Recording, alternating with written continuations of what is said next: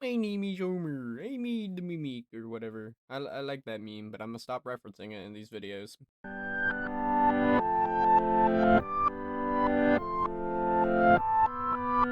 Hello everyone, my name's Stonsey Boy and welcome back to Reading with Stonsey. Today we are reading pages 102 to 124.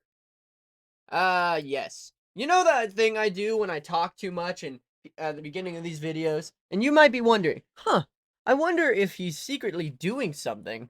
And I think I've done this joke before with the exact same punchline of, secretly I'm actually just playing Cookie Clicker, but I recently found out a quick key to plant all my seeds at once. So, in that small amount of time of me saying playing Cookie Clicker at once, I actually grew and planted all of my cookie seeds. So now I get more clicks per second as they grow, because I recently learned that's what they do. I thought they gave me more cookies, but no.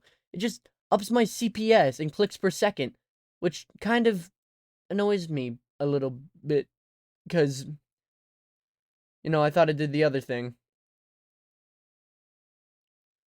But, whatever. Da da da da da da.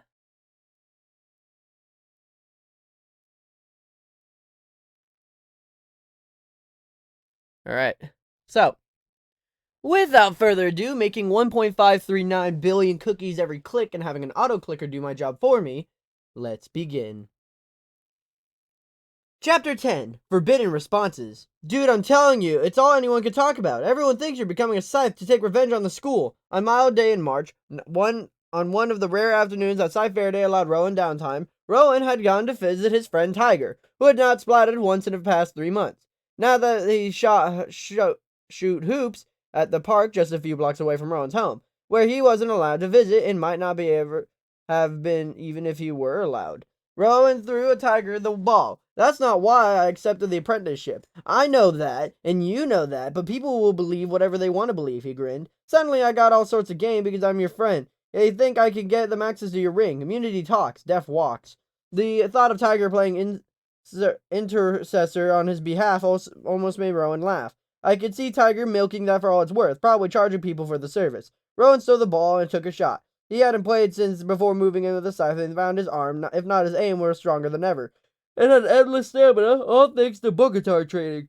So, when you get your ring, you are gonna give me immunity, right? Tiger took a shot and missed, but clearly intentional. He was letting Rowan win. First of all, I don't know how he'll choose me to get the ring, and secondly, I can't give you immunity. Tiger looked genuinely shocked. What? Why not? Can't. That's playing favorites. Isn't that what friends are for? A few other kids came as a court and asked if maybe they want to play a pickup game. But the second they saw Rowan's armband, they had a change of heart. No worries, the old one said. It's all yours. I was exasperating. No, we can all play. Nah, we'll go somewhere else. I said we can all play, Rowan insisted, but he saw such fear in the other kid's eyes he felt ashamed for pushing. Yeah, sure, said the other kid. He turned his friends. You heard the man play.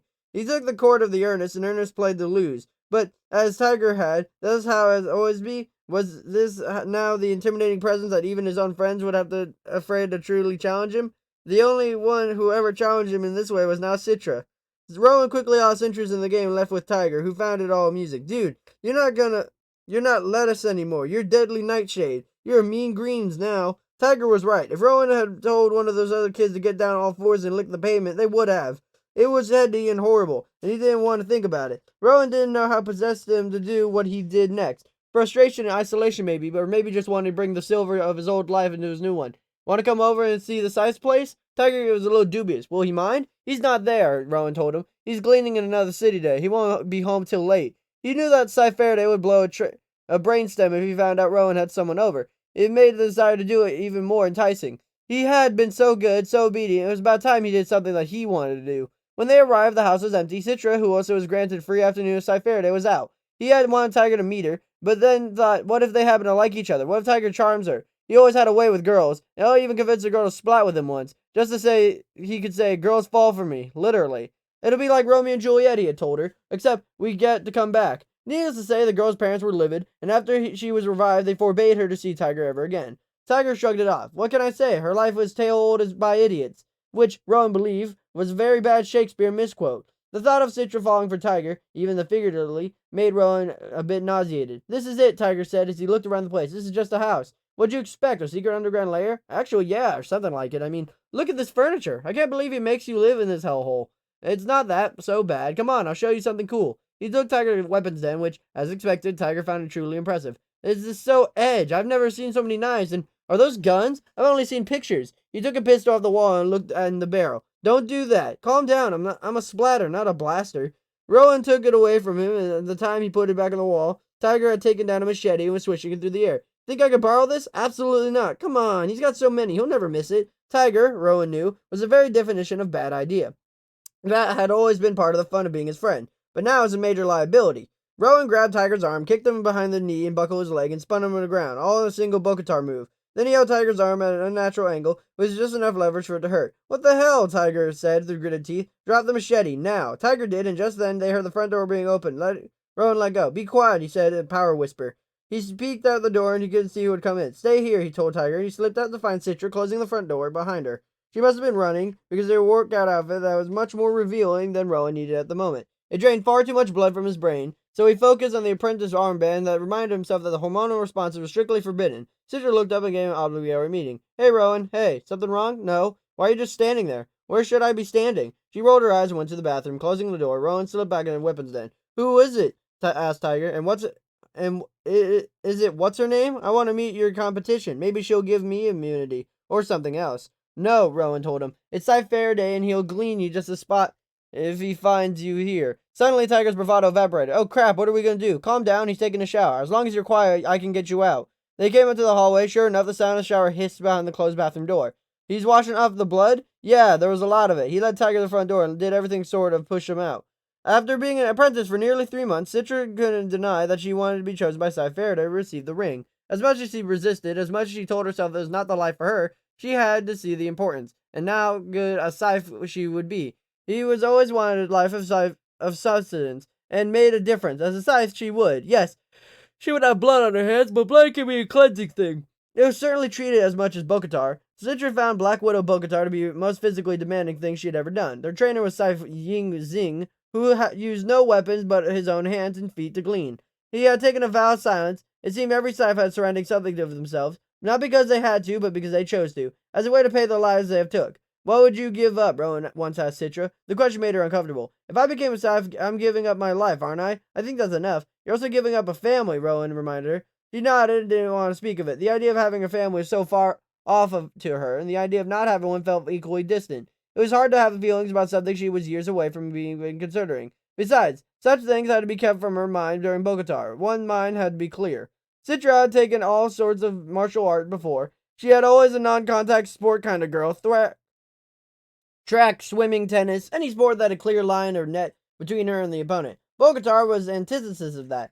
Hand-to-hand, body-to-body combat. Even the communication was entirely physical in the class. Their mute instructor would correct their positions if they were action figures. It was all mind and body, without the brash meditation of words. There was 8 in her class, and although her instructor was the Scythe, Citra and Rowan were the only apprentices. The others were junior Scythes. In the first years of their Scythehood, there was one other girl, who made no overtures of friendship to Citra. The girls were given no special treatment, and were expected to be every bit as equal to the boys. Sparring and punishing in Bokatar. Even match began simply enough, and the ritualistic strutting around the circle, the two combatants physically taunting each other in a sort of aggressive dance. And things got serious and brutal, all nature of kicks and punches and body slams.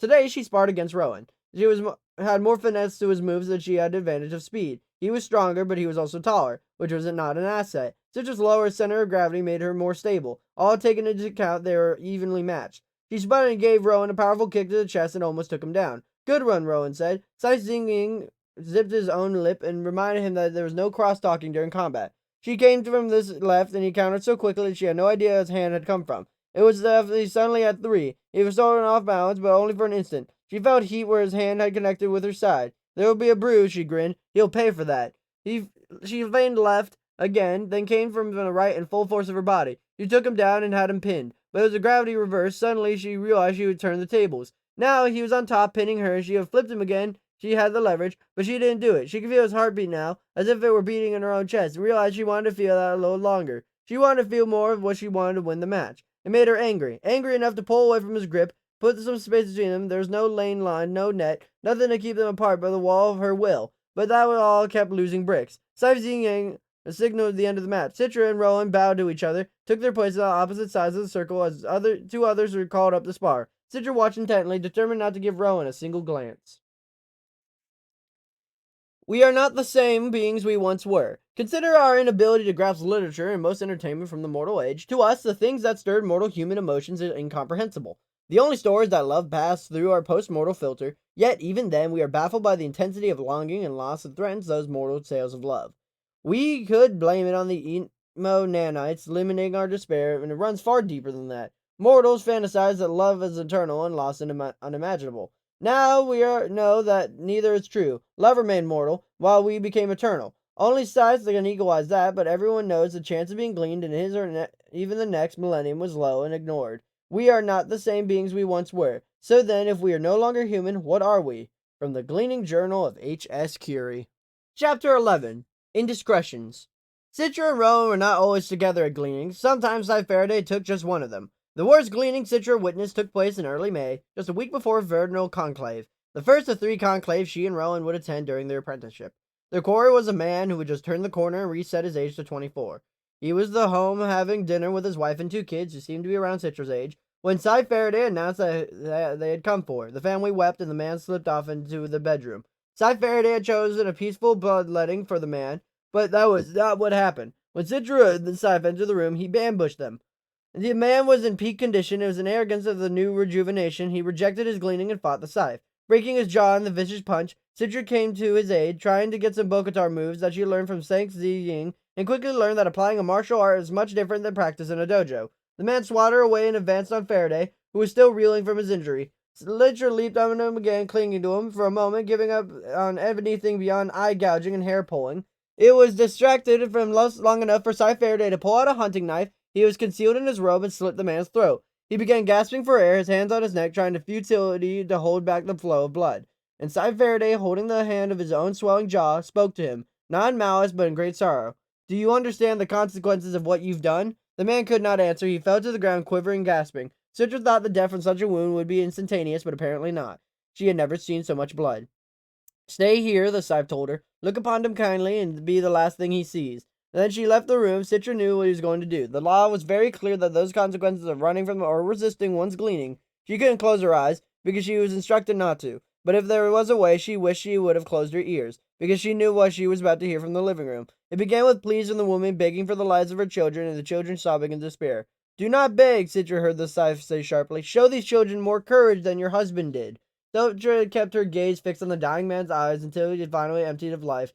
Then she went to join Scythe Faraday, steeling herself for what was to come. The 2 children were on the sofa, their sobs having degraded into tearful whimpers. The woman was on her knees, whispering to them, comforting them. Are you quite done? The Scythe said impatiently. At last the woman rose. Her eyes were tearful, but they had no longer seemed pleading. Do you do what you have to do, she said. Good, said the Scythe. I applaud your fortitude. Now as it happens, your husband did not resist his gleaning. Then he touched the swelling face. However, my apprentice and I had an altercation, resulting in these wounds. The woman just stared at them, her jaw slightly unhinged. So was Citra's, and the Scythe turned to Citra and glared at her. My apprentice shall be severely disciplined for fighting with me. And then she turned back to the woman. Please kneel. The woman fell to her knees, but not much of a kneel as a collapse. Scythe Faraday held out his ring to her. This is the customary to you, and your children shall receive immunity from the gleaning 1 year henceforth. Will each of you please kiss my ring? The woman kissed it again and again and again. The Scythe said little after they left. They rode the bus because whenever possible the Scythe avoided use of public car. He saw it as an extravagance. Then they got off their stop. Citra dared him to speak. Shall I be disciplined for breaking your jaw? Citra knew it would not be healed by morning, but the healing nanites were not spontaneous. He still looked pretty awful. You will speak to no one of this, he told her sternly. You will not even comment on it in your journal. Is that clear? The man's indiscretion shall never be known. Yes, your honor.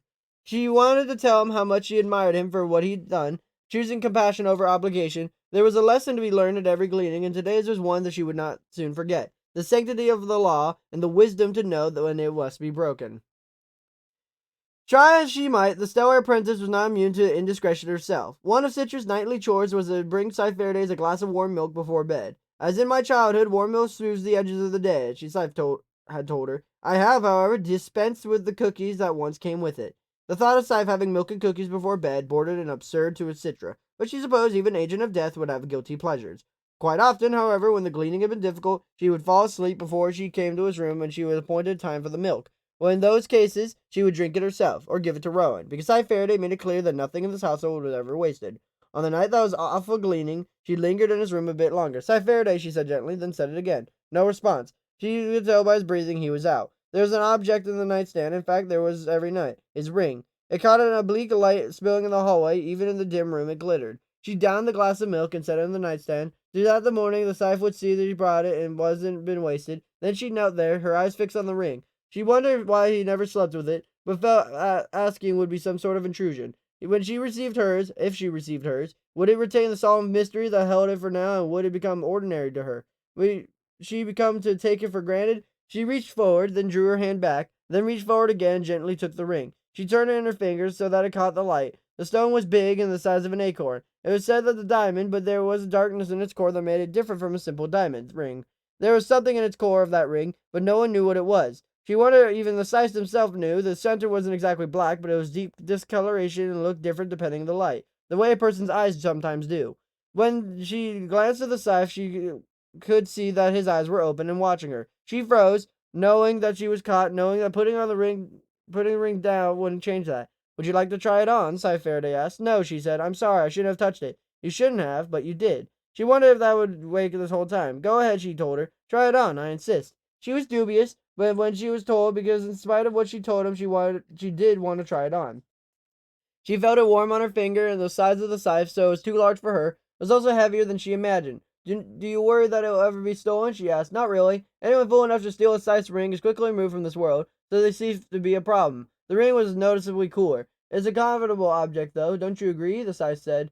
And suddenly, Citra realized the ring wasn't just cool, it was freezing. The metal in a matter of seconds had grown white with frost, and her finger was in such intense pain from the cold. She cried out and pulled the ring from her hand. It flew across the room. Not only was her ring finger severely frostbitten, so were the fingers that pulled it free. She bit back a whimper. She could feel the warmth flowing in her body as her healing nanites released morphine. She became woozy, but forced herself to stay alert. A security measure I installed myself, the Scythe said. A micro-coolant chip in the setting. Let me see. She turned to her nightstand light and grabbed her hand. Looking at her ring finger, the flesh of the joint was pale blue and frozen solid. In the age of mortality, you would have lost a finger, but I trust your nanites are already mending the damage. He let go of her hand. You'll be fine by morning. Perhaps next time you'll think before touching things that don't belong to you. He retrieved his ring, set it back on the nightstand, then handed her the empty glass. From now on, Rowan will bring me my evening milk, he said. Citra deflated. I'm sorry I disappointed you, Your Honor. You're right. I don't deserve to bring you your milk. He raised an eyebrow. You misunderstand. This is not a punishment. Curiosity is human. I merely allowed you to get it out of your system. I have to say, it took you long enough. Then he gave her a little conspirational grin. Now let's see how long it takes Rowan to go for the ring. Sometimes when the weight of my job becomes overwhelming, I begin to lament all the things lost when we conquered death. I think about religion and how once we became our own saviors, our own gods, most faiths became irrelevant. What it must have been like to believe in something greater than oneself. To accept imperfection and look at the rising vision of all we could ever be.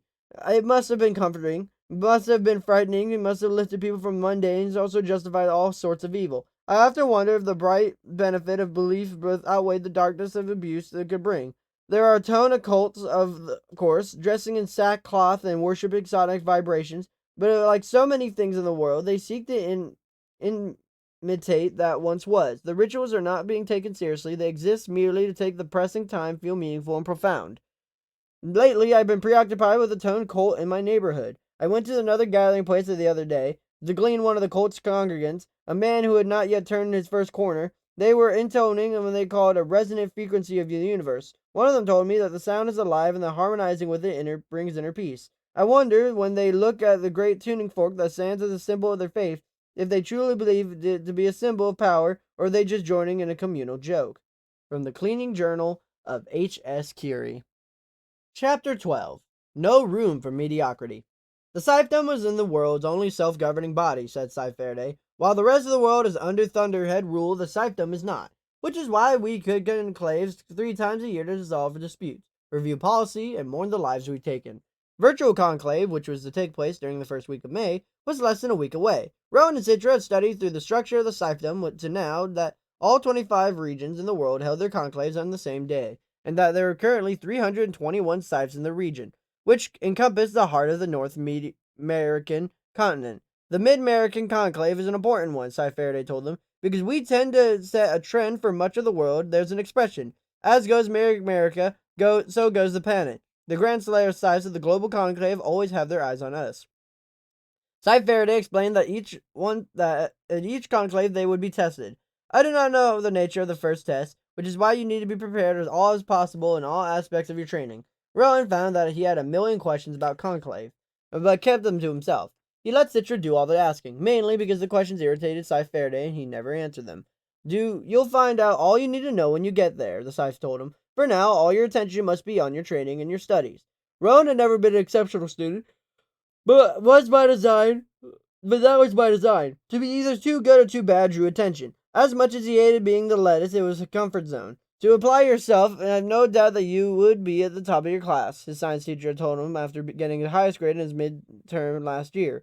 He had done just to see if he could. So now that he knew, he saw no great need to do it again. There are so many reasons, not at least to which his own ignorance about science in the days before his apprenticeship. He assumed that being a stellar student could make him a target. Supposedly, a friend of a friend was gleaned at 11 because he was the smartest kid in the 5th grade. It was nothing more than an urban myth, but Rowan believed it just enough that it kept him from wanting to stand out. He wondered if the other kids held back for fear of being gleaned. He had little experience about being so studious. He found it exhausting, and there was more than just poison chemistry, postmortal history, and journaling. There is metallurgy that as it applies to weapons, the philosophy of mortality and psychology of mortality, and the literature of Scythedom, from poetry to the wisdom found in the famous Scythe journals, and of course the mathematical statistics that Scythe Faraday relied on so heavily. There was no room for mediocrity, especially now as the conclave coming up. Rowan did ask him one question about conclave. Will we be disqualified if we fail the test? Scythe Faraday took a moment before answering. No, he told them, but there is a consequence. Although he wouldn't tell them the consequence was, Rowan concluded that not knowing is more terrifying than knowing.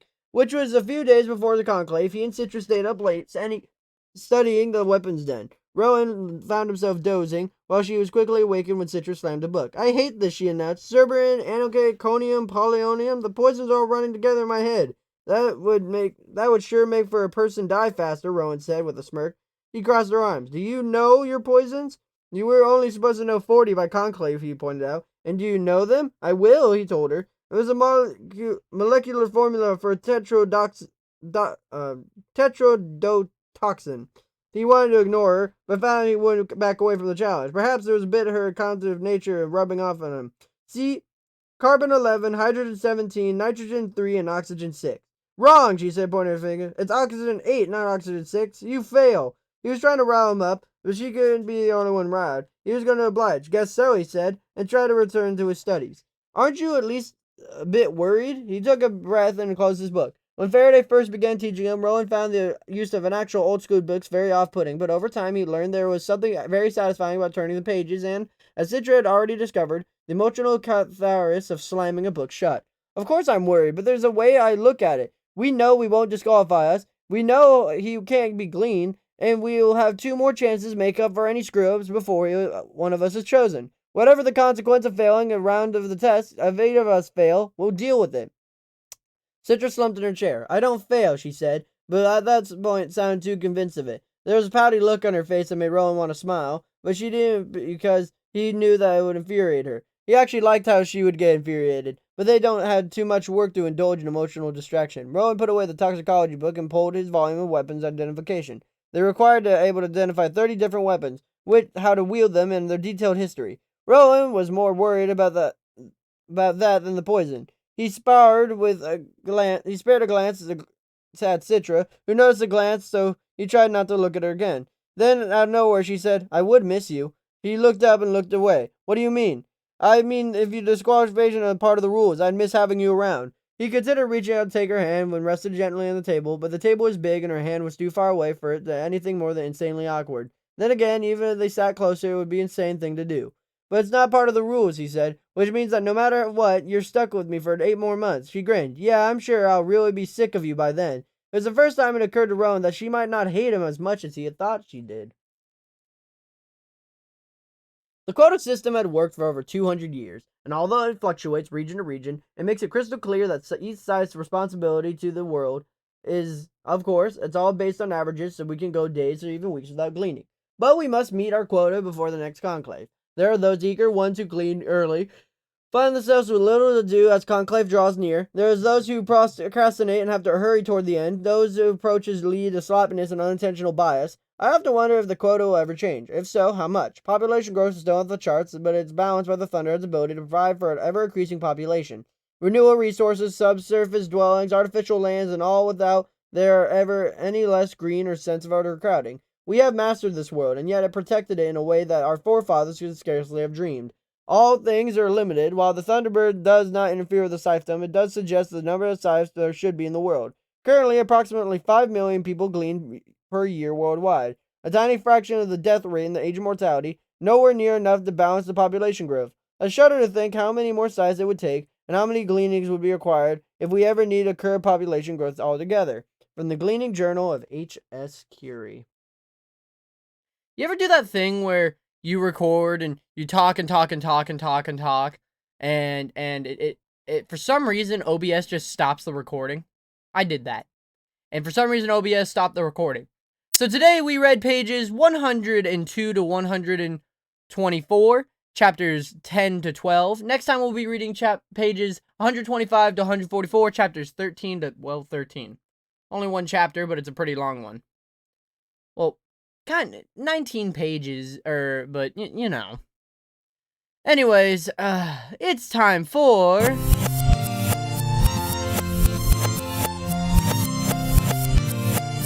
Reading Corner of the Day, doing it up Stonsey's way, bop. Today we're learning about the last breed of the working group, the Tibetan Mastiff.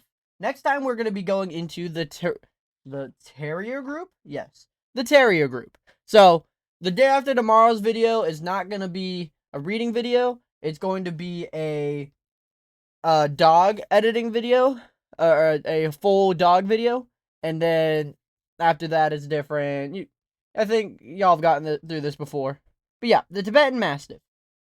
It's a big dog. That's all you need to know really about the Tibetan Mastiff. But you know what? I won't give you the whole intelligence spiel.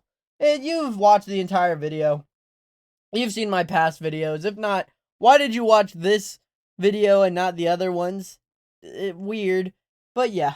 So, the history of the Tibetan Mastiff is that among the most ancient and influential breeds, the Tibetan Mastiff's origins have long been lost. Archaeological evidence of massive dogs dating to 1100 BC can be found in China. Such dogs have traveled to Attila the Hun and Genghis Khan, providing rootstock for mastiffs in Central Asia. Those on the Himalayan plateaus developed into camp guardians of nomadic herdsmen. Their nomadic lifestyle furthered their distribution, but the high mountain separated plateaus and valleys created isolated populations. Thus, a wide range of dogs emerged, and hardiness and guarding ability guided selection. Besides guarding the campsites, dogs were used to guard villages, monasteries. Village sentries are usually chained to gates and rooftops by the day and allowed to roam at night. The breed remained largely unknown outside of the native Tibet until 1847, when the Viceroy of India sent a large dog from Tibet named Siring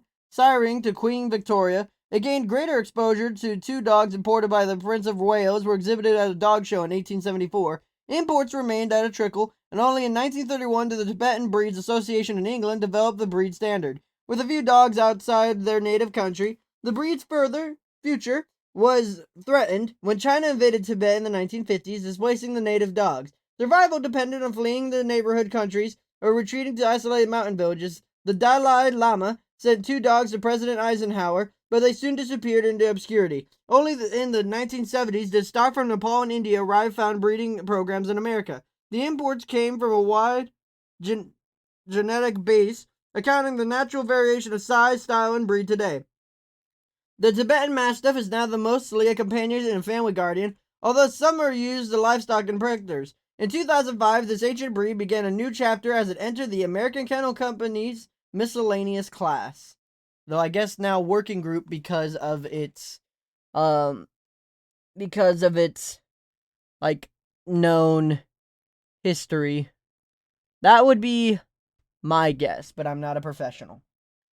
So you want one of these pack joined leaders in your home. What's the temperament? Are they good with kids? Well, the temperament of the Tibetan Mastiff is that it's befitting their long past of solitary sentry and protector. Tibetan Mastiffs are independent, strong-willed, and territorial. They are aloof towards strangers, but devoted to their family. Proper socialization of the essential so that they will accept strangers and not become overly suspicious. They are gentle and patient with their children and may guard their home against visiting children who may appear to be threatening the family children.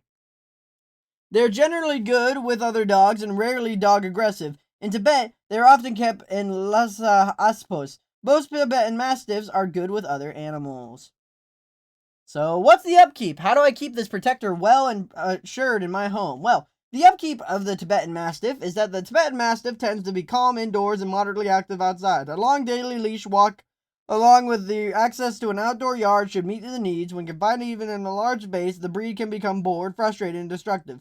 In fact, young Tibetan Mastiffs are among dogdom's most skilled demolition experts. Grooming consists of brushing a few times a week, daily during shedding, paying special attention to the longer hair of the breeches, tail, and ruff. Their weather-resistant coat allows them to be comfortable in cold temperatures and surprisingly comfortable in warm, dry climates. But they are not suited for hot, humid climates, nor are they suited to be living outside, as their temperament suffers unless they are integrated into the family. They like to bark loudly at night. Females have only one oestrus each year. Now, if you're a child, please cover your ears. If you're an adult or a teenager, listen in. And if you own a Tibetan Mastiff, listen in, for we're going to be talking about their health. Their major concerns are nothing. Minor concerns are CHD, hyperthyroidism. They're occasionally seen with entropin seizures, canine inherited demolitive neuropathy. Their suggested tests when you take them to the doctor are hips and thyroids. Their lifespan is from 11 to 14 years. Now imagine you don't see this picture of the dog in front of you. What's their form? What's their function? What do they do day to day? Well, a powerful, heavy, and athletic dog, the Tibetan Mastiff is built to combine strength and agility. Body slightly longer than it's tall, walks is slow and deliberate. While it's not powerful and light-footed, the whole appearance is impressive. With a solemn but kindly expression, the coat, which is noticeably heavier than males than in females, is thick and fairly long, especially around the neck and shoulders. The tail is densely coated and the hind legs well feathered on the upper parts. The hair is coarse, straight, and hard, standing off from the body. It carries a heavy undercoat in the cold weather, but a little undercoat in the warm weather. This combination of coat types allows the Tibetan Mastiff to endure the extremes of Tibetan weather.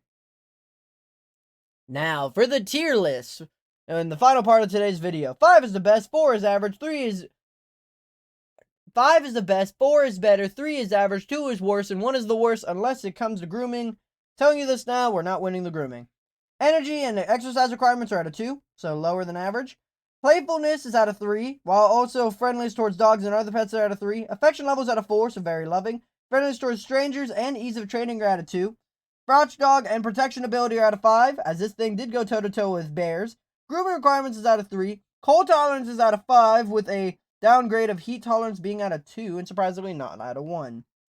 The weight of a healthy male Tibetan Mastiff is 90 to 150 pounds or more, and a female is 80 to 110 pounds. The height of the average male Tibetan Mastiff is 26 inches, and a female is 24 inches minimum, and it wouldn't be any bigger than that, because then we'd be living in a world of giants.